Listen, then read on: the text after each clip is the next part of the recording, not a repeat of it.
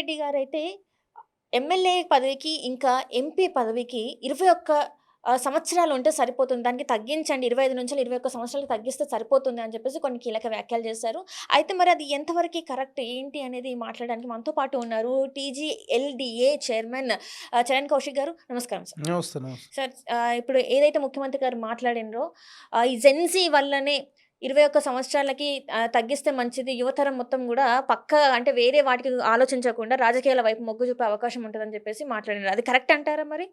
అంటే ముఖ్యమంత్రి గారు మాట్లాడిందేందంటే 18 సంవత్సరాలు ఓటు హక్కు భారతదేశంలో ఉన్నది. అంతకుముందు ఓటు హక్కు ఏజ్ ఎక్కువ ఉంటే రాజీవ్ గాంధీ గారు 18 సంవత్సరాలు చేశారు. హ్మ్. కార్పొరేటర్ కావచ్చు, కౌన్సిలర్ కావచ్చు, కలెక్టర్ కూడా 21 సంవత్సరం మాత్రం ఉన్నది. మున్సిపల్ మేయర్‌గా అయితున్నాడు, మున్సిపల్ చైర్మన్ అయితుండు, జెడ్పీ చైర్మన్ అయితుండు. కానీ ఎమ్మెల్యేకి మాత్రం 25 సంవత్సరాలు పెట్టారు. హ్మ్. హ్మ్. ఎమ్మెల్యేకి, ఎంపీకి. అవును. ఎమ్మెల్సీకి, రాజ్యసభకు 30 సంవత్సరాలు పెట్టారు. రాష్ట్రపతికి 30 సంవత్సరాలు పెట్టారు కాబట్టి అది 21 సంవత్సరాలు కుదిస్తే బాగుంటుందని చెప్పేసి ముఖ్యమంత్రి గారు ఆలోచన. ఇది ఇవాళ మాట్లాడింది కాదు. హ్మ్. 11 నెలల కిందనే కేరళలో రేవంత్ రెడ్డి గారు మాట్లాడారు. తర్వాత కొన్ని దేశాల్లో, పాకిస్తాన్‌లో కూడా 21 ఇయర్స్ మాత్రం ఉన్నది. బంగ్లాదేశ్‌లో ఉన్నది.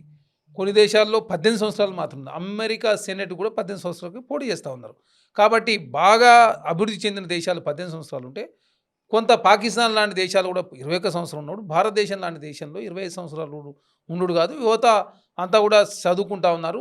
Second generation, third generation, fourth generation కూడా చదువుకుంటా ఉన్నారు కాబట్టి రాజకీయాలకు వస్తూ ఉన్నారు కాబట్టి యువత కొంత ఏజ్ తక్కువ చేస్తే ఎక్కువ మంది రాజకీయాలకు వస్తే ఈ అవినీతి కట్టడి తగ్గుతుంది. అదే కాకుండా వినూత్నంగా ఆలోచిస్తారు. దేశం అభివృద్ధి పదంలో ముందుకు పోతుందని చెప్పేసి ఒక వినూత్న ఆలోచన చేయాలని చెప్పేసి రేవంత్ రెడ్డి గారు కేంద్ర ప్రభుత్వం దృష్టికి, ఇండియా కూటమి దృష్టికి, కాంగ్రెస్ పార్టీ దృష్టికి తీసుకుపోతామని చెప్పి చాలా స్పష్టంగా మాట్లాడి, ఈరోజు మాట్లాడింది కాదు. అదే కాకుండా జంజీ ఉద్యమం జరుగుతూ ఉంది. యువత అంతా కూడా రోడ్ల మీదకి వస్తూ ఉన్నారు. కాబట్టి ఈ పరిణామాల్లో ఖచ్చితంగా 21 సంవత్సరాలకు ఏజ్ కుదిస్తే కొంత దేశానికి, రాష్ట్రాలకు ప్రయోజనకరం ఉంటుంది, ప్రజలకు ఉపయోగపడుతుందని చెప్పేసి రాష్ట్ర ప్రభుత్వ ముఖ్యమంత్రి రేవంత్ రెడ్డి గారు, అదేవిధంగా కాంగ్రెస్ పార్టీ కూటమిని కావచ్చు, కాంగ్రెస్ పార్టీకి అప్పీల్ చేయడం జరిగింది. అంటే ఇక్కడ మరి బండి సంజయ్ గారు కొన్ని వ్యాఖ్యలు చేశారు. అది మీరు విన్నారా? అంటే ఫస్ట్ మీ దాంట్లో ఉన్న వాళ్ళకి ఏవైతే 2 మంత్రి పదవులు ఉన్నాయో అవి మరి జెన్‌జీలకి ఇయ్యండి అని చెప్పేసి మాట్లాడడం జరిగింది. మరి మీరు ఇస్తారా నిజంగానే ఇప్పుడు మరి? బండి సంజయ్ ఏంటంటే నోటికి ఏదొస్తే ఆయన మాట్లాడతాడు. రామచంద్రరావు ఏమో రియంబర్స్మెంట్ కాంగ్రెస్ ప్రభుత్వం ఇవ్వాలని చెప్తాడు. హ్మ్. అయ్యా, మీ భారతీయ జనతా పార్టీ ఉన్న రాష్ట్రాల్లో 28 రాష్ట్రాలు, 8 కేంద్ర ప్రాంతాలు ఉంటే మీ భారతీయ జనతా పార్టీ ఉన్న రాష్ట్ర రియంబర్స్మెంట్ ఉందా కనీసం?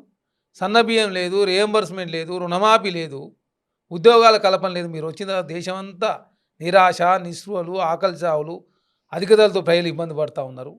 ఆటి సమాధానం చెప్పంటే ఈ 2 మంత్రి పదవుల గురించి మీకు ఎందుకు సార్? కాంగ్రెస్ ప్రభుత్వంలో మేము ఎమ్మెల్సీ బల్మూరి వెంకయ్య గారికి ఇచ్చాము, హ్మ్. రాజ్యసభ అనిల్ కుమార్ యాదవ్ గారికి ఇచ్చాము, అదేవిధంగా మైనంపల్లి రోహిత్ రావు గారు 25 సంవత్సరాలకి ఎమ్మెల్యే, యశస్విని రెడ్డి గారు 26 సంవత్సరాలకి ఎమ్మెల్యే, పర్ణికారెడ్డి గారు ఆమె శ్రీ శిశు సంక్షేమ, తర్వాత సంబంధించి కూడా అసెంబ్లీలో స్టాండింగ్ కమిటీ చైర్మన్, అంటే క్యాబినెట్ సహాయ మంత్రి హోదా ఇచ్చారు.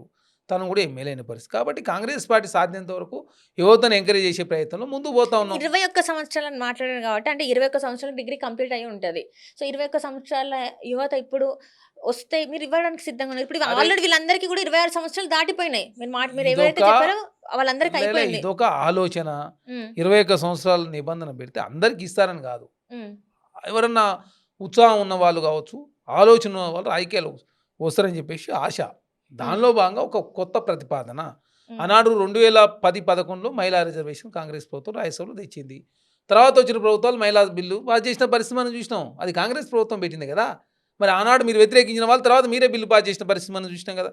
కాబట్టి ఒక ఆలోచన వస్తుంది. ఆ ఆలోచన మంచిగా ఉంటే మంచిది, మంచిగా లేకపోతే మంచిదని చెప్పాలి. కానీ మీరు ఈరని చెప్పేసి మీరు కేంద్రంలో మీరే ఉన్నారు, చట్టం చేసేది మీరే కదా. మా చేతిలో ఉన్న ప్రతి అవకాశం కాంగ్రెస్ పార్టీ ఇస్తూ ఉంది. రేపు ఎమ్మెల్సీ ఇవ్వచ్చు, హ్మ్. గవర్నర్ కోటాలో ఎమ్మెల్సీ ఉన్నాయి 3, అవును. గ్రాడ్యుయేట్లో 2 ఎమ్మెల్సీ ఉన్నాయి, ఇవ్వచ్చు. లేదు మంత్రివర్గంలో కూడా స్థానం ఇవ్వచ్చు, తప్పే ఉన్నది. హ్మ్. కాంగ్రెస్ పార్టీ ఇస్తూ ఇస్తారా? పోతున్నది. అరే ఇస్తారు. ఈ చెప్తున్నా, ఇప్పుడు నీకు రాజ్యసభ చెప్పినాం, హ్మ్. ఎమ్మెల్సీ బల్మురు ఎక్కడ విప్ అయ్యిండు, ఎమ్మెల్సీ హ్మ్. అయ్యిండు. నేనేది ఏందో ఒకప్పుడు 50 సంవత్సరాల తర్వాత అయ్యేవాళ్ళు, ఇప్పుడు 40 సంవత్సరాలు, 35 సంవత్సరాల లోపు వాళ్ళు అవుతున్న అంటే పరిస్థితి మనం యువతకి చూసినాం. మీరు ఛాన్స్ ఇస్తా అరే అంటున్నారు. మా ముఖ్యమంత్రే భిన్న వయసులో ముఖ్యమంత్రి అయ్యాడు. ఎందుకంటే వారసత్వం లేకుండా డైరెక్ట్ ముఖ్యమంత్రి అయిన వ్యక్తి దేశంలో చాలా తక్కువ మంది ఉన్నారు. నరేంద్ర మోడీ గారు డైరెక్ట్ ముఖ్యమంత్రి అయ్యారు, అంటే ఎమ్మెల్యే లేకుండా. హ్మ్. ఇక్కడ ముఖ్యమంత్రి రేవంత్ రెడ్డి గారు ఎమ్మెల్యే, ఎంపీ, ఎమ్మెల్సీ, జెడ్పీటీసీగా డైరెక్ట్ ముఖ్యమంత్రి అయ్యారు, మంత్రి కాకుండా. కాబట్టి చాలా అర్థమైన వ్యక్తులు ఇట్లాంటి వాళ్ళు ఉంటారు. ఒక కొత్త ప్రతిపాదన తన దృష్టికి వచ్చి తను తెచ్చాడు. ఎంతమంది స్వాగతిస్తారంటారు ఇప్పుడు మీ ఈ నిర్ణయాన్ని? యువతంతా కూడా ఖచ్చితంగా స్వాగతిస్తారు. కాంగ్రెస్ పార్టీ తీసుకున్న నిర్ణయాన్ని యువతంతా కూడా స్వాగతిస్తారు. ఖచ్చితంగా భవిష్యత్తులో ఆ దిశగా అడుగులు పడే అవకాశం ఉంది. ఇప్పటికే మనం తమిళనాడు కొత్త రాజకీయాలకు అవకాశం ఇచ్చి విజయ్ గారు ముఖ్యమంత్రి అయిన పరిస్థితి. నేపాల్లో ఏం జరిగిందో మనం చూసినాం.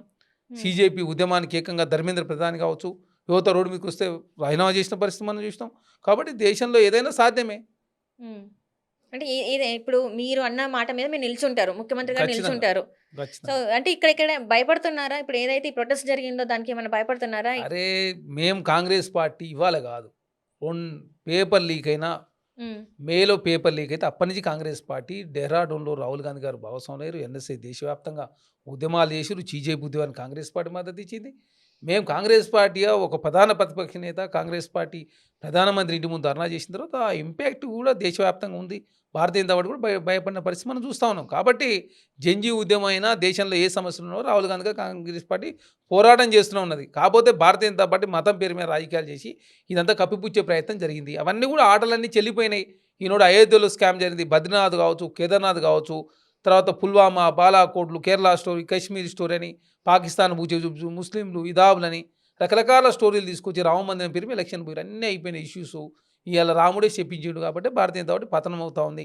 2029లో Bharatiya Janata party double D దాటే పరిస్థితే లేదు. 95 స్థానాలు వస్తే గొప్ప. కాబట్టి మీ మీ దేశంలో మీకు కాంగ్రెస్ పార్టీ రాహుల్ గాంధీ గారు ప్రధానమంత్రి కాబోతుండ్రు. రేవంత్ రెడ్డి గారు తెలంగాణ రాష్ట్రం రెండోసారి ముఖ్యమంత్రి కాబోతుండు. మీకు అనిపిస్తుందా? మీకు కాంగ్రెస్‌కి ఇప్పుడు రాహుల్ గాంధీ సైడ్ అందరూ ఉన్నారు. ఇప్పుడు ఖచ్చితంగా ఈసారి ప్రధాని అయితారు అని చెప్పేసి ఖచ్చితంగా పూర్తి విశ్వాసంతో ఉన్నాం. మొన్న 14 ఎలక్షన్లో 2G స్పెక్ట్రమ్ బూచిగా చూపించి దేశంలో నరేంద్ర మోడీ గారు వచ్చారు. 19 బాలాకోట్, పుల్వామా, పాకిస్తాన్ బూచిగా చూపించి 24 రామ మందిరం ఓపెన్ చేసినాం. రామ మందిరం కట్టింది మేమే, జడ్జిమెంట్ తెచ్చింది మేమే, 370D అని చెప్పి పెద్ద ఎత్తున బూచిగా చూపిస్తే వచ్చిండు. ఈసారి చెప్పుకోవడానికి ఏమి లేదు. రాముడే చెప్పించిండు. 5 సార్లు రామ మందిరం పేరు మీద వాజ్పేయి గారు, 2 సార్లు నరేంద్ర మోడీ గారు, 3 సార్లు అయిపోయింది. దేవుడు కూడా యాస్ట్కి వచ్చింది. దేవుడు శపించిండు. భారతీయ జనతా పార్టీ నరేంద్ర మోడీ గారు మూడవసారి ప్రధానమంత్రి తప్ప నాలుగోసారి ప్రధానమంత్రి అయ్యే అవకాశమే లేదు. అంటే ఎందుకంటే ఇక్కడ టీఎంసీ చూసుకుంటే వెస్ట్ బెంగాల్‌లో చూసుకుంటే ఎలక్షన్స్ జరిగినాయి. అండ్ ఇక్కడ చూస్తే తమిళనాడులో ఎలక్షన్స్ జరిగినాయి. మరి అక్కడ ఎన్ని సీట్లు వచ్చినాయి కాంగ్రెస్‌కి? ఒంటరిగా కాంగ్రెస్ పార్టీ దేశంలో అధికారం రాబోతుంది. మాకు 99 స్థానాలు ఉన్నాయి. గుర్తుపెట్టుకో 99 స్థానాలు.